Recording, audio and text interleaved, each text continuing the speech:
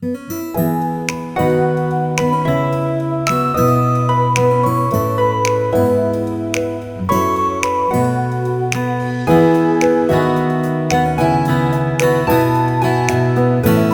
aquí en el Centro de Psicología Satori, en Torrejón de Ardoz, y estoy aquí con mi amiga Patricia.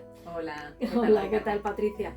Bueno, Patricia es la fundadora de este centro, en el cual se tratan muchísimas terapias, que ahora, bueno, nos contará un poquito ella, una pequeña introducción, ¿verdad, Patricia? Nos Sí. vas a contar un poquito. Y bueno, este es un centro precioso, hay que decirlo. Y lo que sí, nos haces una introducción, Patricia, por favor, del centro, de lo que tratáis aquí, así de forma somera y rápida, para conocer el centro. Haznos una pequeña introducción. Bueno, pues es un centro de psicología que abarca todas las etapas evolutivas de la vida. Podemos atender desde niños y niñas pequeños hasta adolescentes y adultos y adultas, ¿no? Entonces nosotras tenemos un gran equipo con diferentes especialistas en diferentes áreas, desde psicología educativa a la clínica, a todo tipo de problemas. Y bueno, pues hoy nos queríamos centrar concretamente en toda la parte de los trastornos alimentarios, ¿no? De los momentos de De la compensación. vuelta del verano, sí. Que precisamente trabajando aquí en el centro, pues también nos afecta a niños, a adolescentes y adultos y adultas también, que es un momento bastante complicado ahora de gimnasio, dietas, compensar el verano, etcétera. Entonces, bueno, nuestro centro abrió justo antes de la pandemia, tenemos casi 4 años de apertura, y una de las cosas fundamentales que trabajamos aquí es la aceptación y la autoestima, tan importante en esta problemática. Así que cuando quieras me preguntas un poquito y comentamos el tema. Pues yo quiero saber en qué consiste, porque esto al final es un trastorno, ¿no?, de conducta, sobre todo si nos fijamos en la alimentación, no deja de ser un trastorno de conducta en la persona. Y bueno, pues cuéntame todo, porque yo no tengo ni idea, sinceramente. Bueno, pues lo que es el trastorno de conducta alimentario hay muchos tipos, ¿no? Entonces, eso a través de la evaluación que hacemos aquí en el centro, vemos cuál es la problemática de cada persona. Es habitual tipos de casos que abordamos aquí: atracones, restricciones, muchas adolescentes y muchos adolescentes, que siempre lo abordamos mucho más, o creemos que es en mujeres, pero también hay hombres y chicos que también presentan este perfil.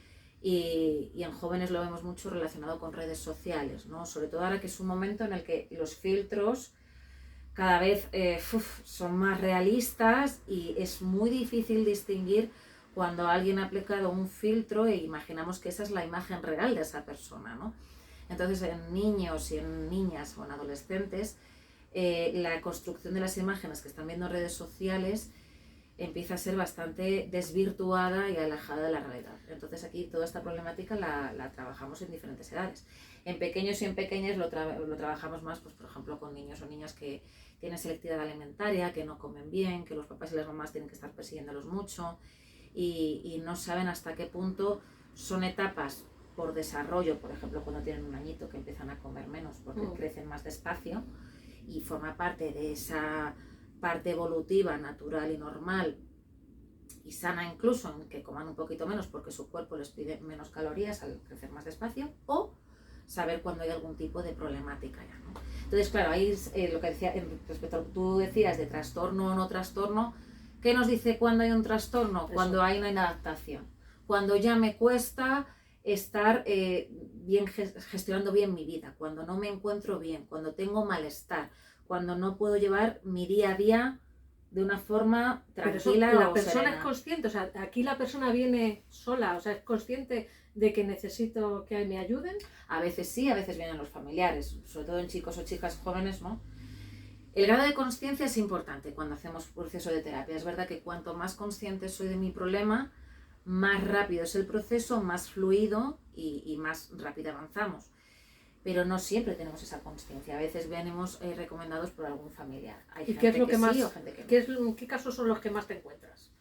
Pues con la comida. Ahora mismo lo que suele haber más son tema de atracones o tema de mucha restricción, mucho atracón, ¿no? ¿Y eso cómo funciona el atracón? O sea, ¿eso qué es? Pues por ejemplo... A ver, atracón sé lo que es, pero quiero decirte, ¿cómo se comporta esa persona normalmente? ¿Cómo es? Claro, todo lo que refiere a la conducta alimentaria normalmente está relacionado con la parte emocional, ¿vale? Entonces es habitual, que es lo que vamos tirando un poco del hilo cuando hacemos la evaluación, os vemos la historia de vuestra vida, la línea de vida, cómo he aprendido mi relación con la alimentación, cómo me han educado con la alimentación e incluso cómo desde pequeño y desde bebé, o desde pequeña y desde bebé, he aprendido, me han enseñado a comer. Por ejemplo, ¿no? Desde las primeras etapas, qué importante. Es cuando se graba más la forma de aprender a alimentarse. Es decir, luego la podemos reeducar, por supuesto, y aquí la enseñamos. Y los nutricionistas también nos dan educación alimentaria. Pero la forma de gestionarme con mis sensaciones corporales de saciedad, de hambre, las aprendemos de pequeños. Entonces, hoy en día, por ejemplo, es muy habitual que a muchos niños y niñas les pongan el móvil o la tablet para poder comer un poco más. ¿Qué ocurre? Que mientras el niño está entretenido en ver esos dibujos o ese videojuego o lo que sea, no está en contacto, no tiene atención con esas sensaciones de masticación, deglución, saciedad, etc. ¿Y eso a la larga provoca? Que luego no sepa cuándo tengo hambre o cuándo estoy saciado. No me digas. Porque estamos entrenando a ese niño o esa niña en ir comiendo, por intentar que coma un poquito más, a veces en esa preocupación, lo que estamos haciendo es que el niño no se guíe por su propia autorregulación.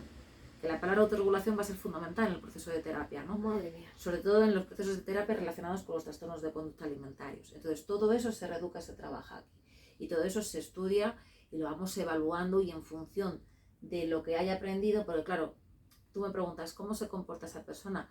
Aunque sea el mismo trastorno de conducta, luego cada persona es diferente. En función de lo que te digo, de ese histórico, de esa línea Claro, de me refiero, vida. yo me pego un atracón cuando me va mal, o sea, tengo una frustración. Claro, por ejemplo, cuando tengo ansiedad. Me cabreo con alguien y me atiborro. Por ejemplo, a lo mejor yo me puedo enfadar contigo y soy una persona que tengo mucho miedo al conflicto y sin darme cuenta de una forma inconsciente llego a casa y ese día como mucho más y tengo una ingesta exacerbada que luego además hace un ciclo emocional porque como mucho, tengo mucha hambre. Como unas cantidades que además incluso me pueden llegar a hacer vomitar o sentirme con la comida que me enfermo y luego sentirme en el ciclo de la culpa. Me he atracado, voy a engordar. Y es una rueda de la que no sales. Claro, luego la bulimia, por ejemplo, tiene mucha característica de estos ciclos, ¿no? En el que luego hago conductas compensatorias, vomitando, etcétera, ¿no? Entonces todo eso forma parte de una disregulación. Y ahí es donde nosotros empezamos a enseñar esa reeducación y saber el origen de por qué hay ese trastorno. Y al final tú ves que la gente cuando empieza con la terapia, eso lo va reconduciendo. Son terapias de largo proceso, eso sí. Eso también es claro, también ser consciente de qué expectativa ponemos en un proceso de terapia, ¿vale? Y no es algo que en 2 sesiones de repente con 2 pautas lo vaya a recuperar, porque hay un componente emocional e histórico muy importante, ¿no?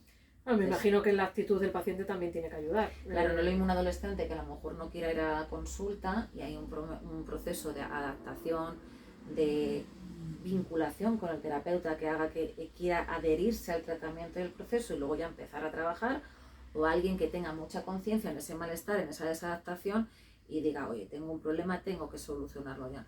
Mi autoestima está muy afectada, mi ansiedad está afectada, y mi salud está afectada, tanto mental como física, ¿no?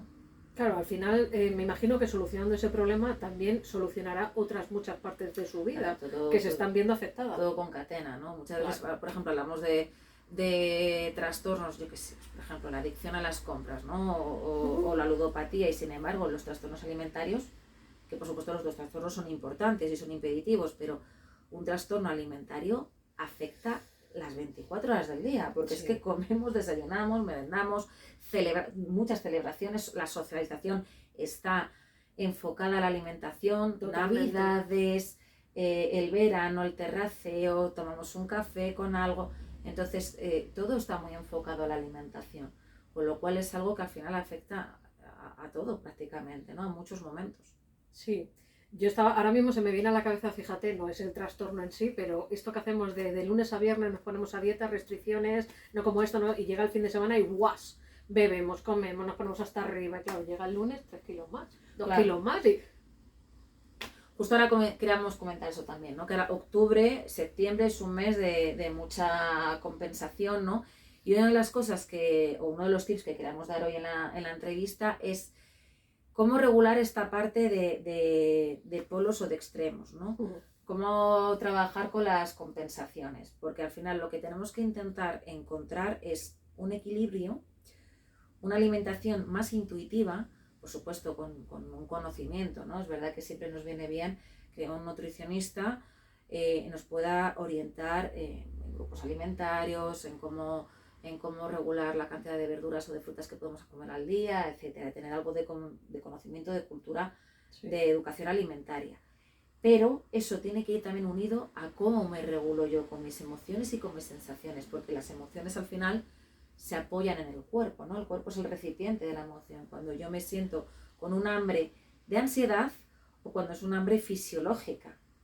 Si yo no he tenido un aprendizaje de mi hambre fisiológica, no voy a saber diferenciarlo, ¿no? Y también en momentos pues, hormonales, ¿no? Lo mismo, por ejemplo, las mujeres cuando vamos a menstruar, que este famoso antojo de dulce. Chocolate. Claro, ¿no? Que también está influyendo ahí. Sí. Entonces, toda esta parte de autorregulación y de alimentación intuitiva la vamos construyendo a través de no castigarnos, de aceptarnos y de poner por delante nuestra salud y nuestro bienestar. Pero es que eso nos lo ha complicado muchísimo esta sociedad también, ¿no, Patricia? Claro. Esto de ir a todas partes tan rápido. Y si me estoy castigando constantemente, pues ¿qué pasa? Que llega el verano o el fin de semana y al final tanta contención se desborda. Se desborda. Las dietas no son la solución. No, es que yo estoy harta de escuchar eso. De lunes a viernes no como nada, pero es que llega el fin de semana, es que está con los amigos. Es que, ostras, y es que tiras todo por la ventana. Cuidado con el momento gimnasio, ¿no? Que viene ahora el momento gimnasio. ¿Cómo es eso? Atracón para ejercicio. Atracón para ejercicio. ¿Cómo es eso? Por supuesto está bien el deporte y hay que practicarlo, etcétera. Pero no es lo mismo ir al gimnasio desde la apetencia, o gimnasio o lo que sea, ¿no? Desde la apetencia, desde el gusto, que desde el castigo. Ah, amiga. Porque volveremos otra vez a acumular y vendrán las navidades y volvemos otra vez a ese ciclo, ¿no? Hay que romper ese ciclo. Entonces, es verdad que este tipo de autorregulación requiere más tiempo y requiere observar qué pensamientos castigadores tenemos, qué exigencias y qué es lo que realmente queremos. Queremos una talla, un peso, un cuerpo, ¿qué es lo que estamos buscando? ¿Para qué lo estamos buscando? ¿Qué necesitamos en ello, no? Porque más allá de todo esto, nosotros no somos un cuerpo, somos más que eso.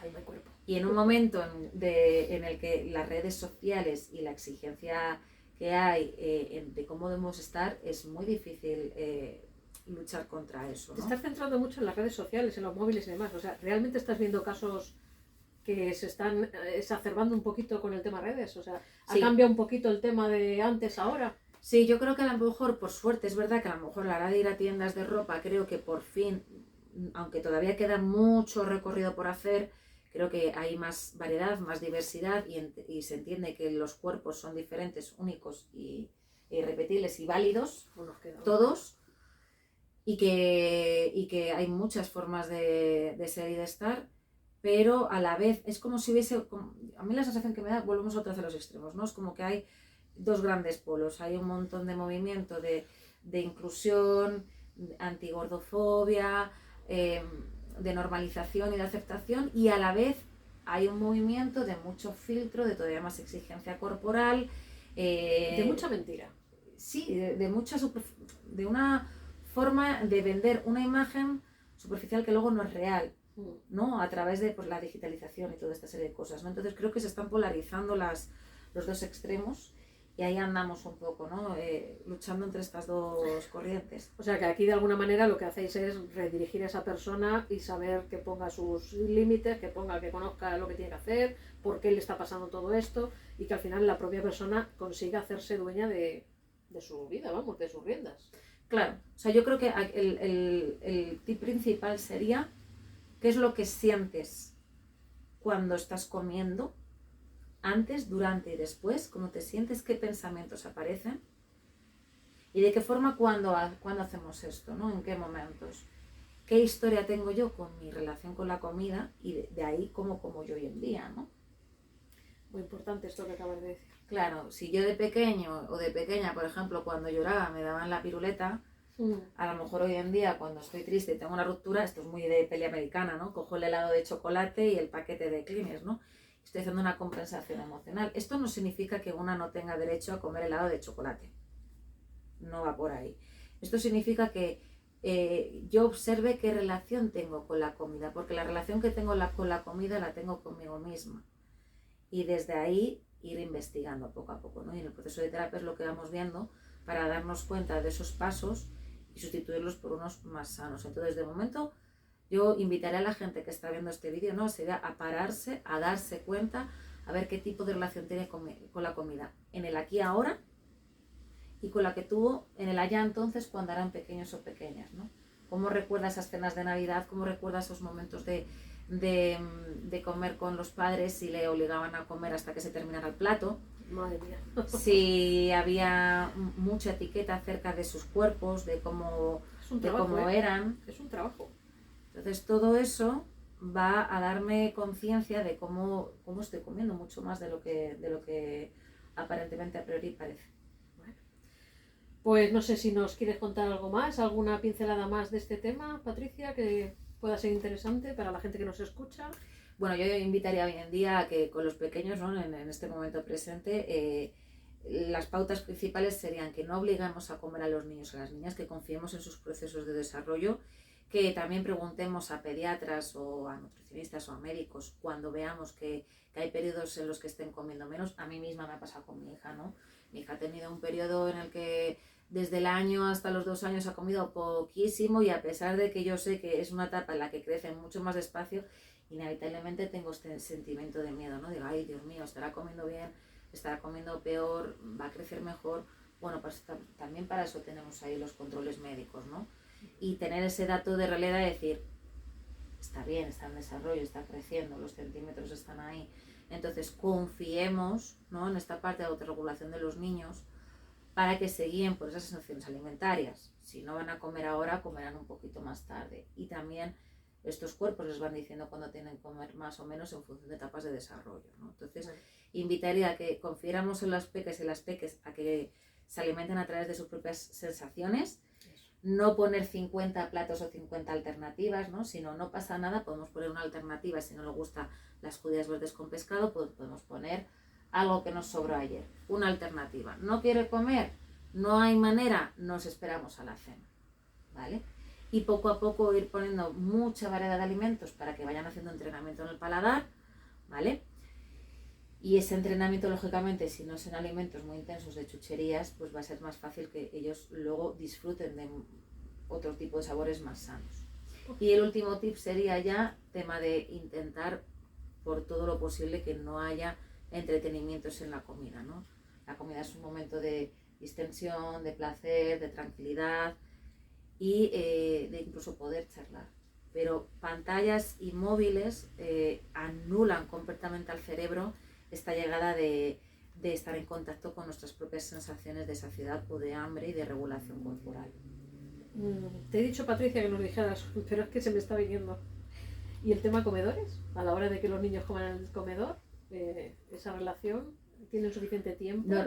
Normalmente en los comedores suele haber profesionales que suelen gestionar bien. De hecho, es habitual, a mí me pasa mucho en consulta que vienen mamás o papás que nos dicen, es que en el comedor come muy bien, pero luego en casa come regular, ¿no? Es verdad que también a veces suele ocurrir que en el comedor el propio efecto del grupo de peques, al ver otros comiendo, hacen que yo coma, o al saber que no hay otra alternativa, pues o me como lo que hay o no me como lo que hay. O sea, que los comedores en principio le damos... Suele ser, pero a veces también vienen que a lo mejor hay momentos de peleas, o a lo mejor resulta que hay otros factores, que es que hay un niño o una niña que se mete conmigo, que se siente conmigo al lado, y quiero enseguida no comer porque este peque...